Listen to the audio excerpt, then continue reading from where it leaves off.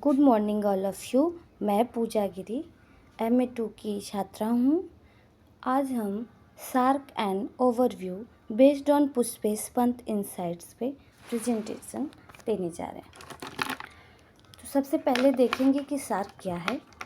SAARC या इसको कहा जाए तो दक्षिण एशियाई क्षेत्रीय सहयोग संघ औपचारिक रूप से 1985 में स्थापित किया गया था। इसका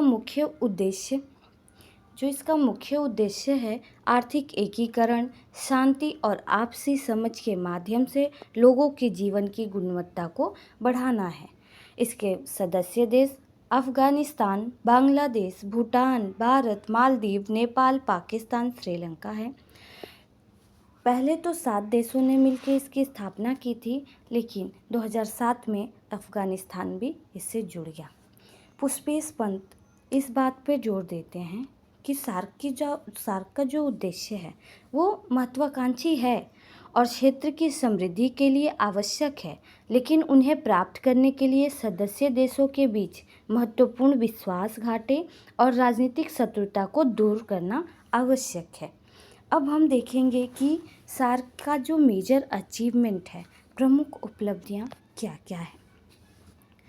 सार्क की प्रमुख उपलब्धियों में से एक साफ्टा दक्षिण एशियाई मुक्त व्यापार क्षेत्र है, जिस पर टैरिफ को कम करके व्यापार को सुविधाजनक बनाने के लिए 2004 में इस्लामाबाद में दक्षिण शिखर सम्मेलन में हस्ताक्षर किए गए थे, लेकिन ये आधिकारिक रूप से 2006 में लागू हुआ। अब इसके अलावा चैलेंजेस फेसिंग सार्क। अब जब उपलब्धियां हैं, इतना बड़ा संगठन है, तो इसका कुछ चुनौतियां भी होंगी, इसके पास अपनी कुछ चुनौतियां भी होंगी। तो पुष्पेश पंत इस बात पर जोर देते हैं कि सार्क की सफलता में सबसे बड़ी जो बाधा है, भारत और पाकिस्तान के बीच चल रहा संघर्ष है। इसके अलावा कमज़ोर संस्थागत ढांचे का मतलब है कि निर्णयों को शायद ही कभी प्रभावी ढंग से लागू किया जाता है।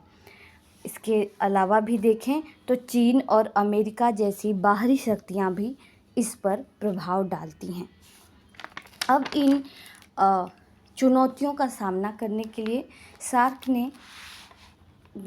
के जो मेजर एग्रीमेंट्स हैं उसको हम ब्रीफली देख लेंगे।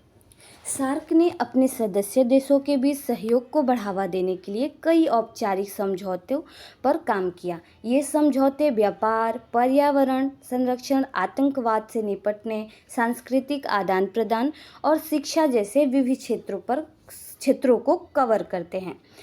सबसे पहले देखेंगे सार्क अधिमान्य व्यापार व्यवस्था साप्टा समझौता, जो 1993 में हुआ था।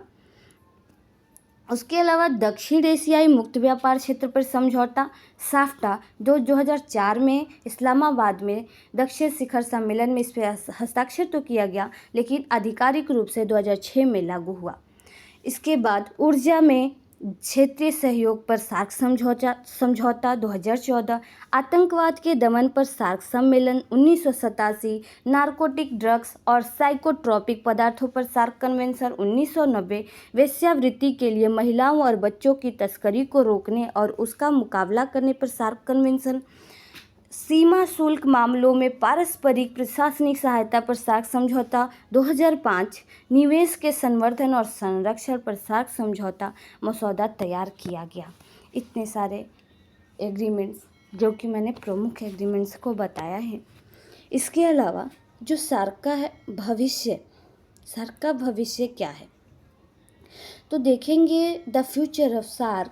पुष्पेश पंत सुझाव देते हैं कि सार्क को छात्र आदान प्रदान, सांस्कृतिक उत्सवों और व्यावसायिक नेटवर्किंग के माध्यम से जमीनी स्तर पर मजबूत संबंध बनाने पर जोर देना चाहिए।